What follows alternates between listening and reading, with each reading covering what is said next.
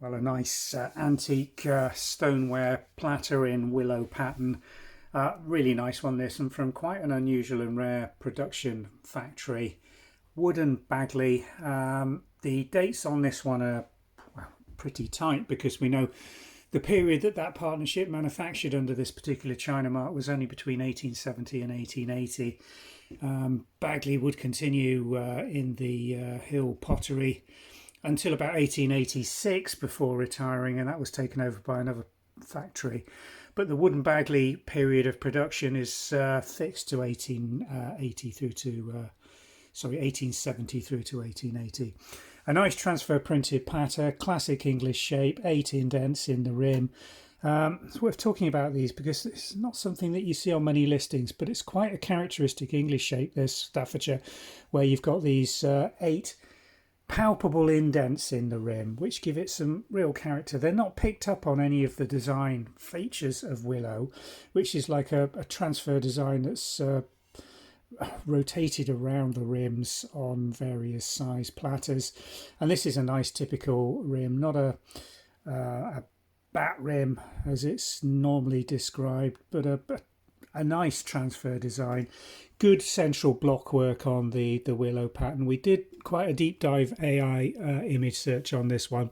Couldn't find any exact matches breaking down all the different features, but we're pretty certain on the characteristics of the factory mark, which I'll show you now. Let's rotate this over. Things to note about this one: glaze base, good pattern of wear here, absolutely right for its age. And there's your mark. Impressed, well, not really impressed, it's transfer print, what am I saying? Stone China W&B. Now W&B was used by a whole long list of partnerships during the sort of 1860s through to 1890s. Why do we think this is wooden Baggeley? Well, it's quite characteristic on the font and the full stops after the B on the end.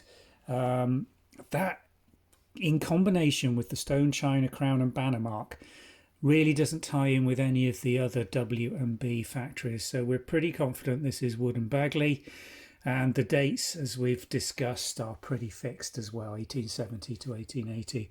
It's how you break all these elements down to come up with the history of these pieces and the certainty of who it was produced by. That's part of the fun of getting these pieces and doing the research and investigating the parent manufacturer or factory.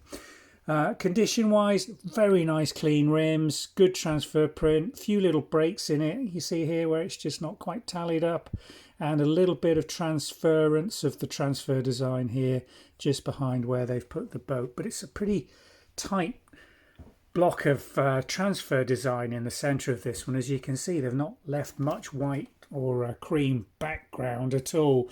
Good element of picket fence along the top, temples, 2 birds, 3 figures on the bridge, and the boatman, all right for the dates, and all quite tightly packed into a large scale design on what is, quite a compact central area. Lovely old English shape, just look at that. Slightly sloping rims, these are the little indents that we talk about. Nicely marked, and the pattern on this one is absolutely right for its age.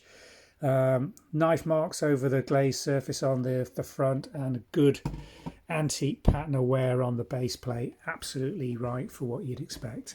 So we're looking at wooden Baggeley, which is quite rare to find. Narrow period of manufacture, 1870 through to 1880, and in very good antique condition with the right pattern. A nice platter for collectors of blue and white, looking for something with a bit of history and documented production facilities. A nice all-round platter from us. We'll pop a link in the description below, which will take you through to the website listing on the Vintage and Antiques website. Thanks for watching.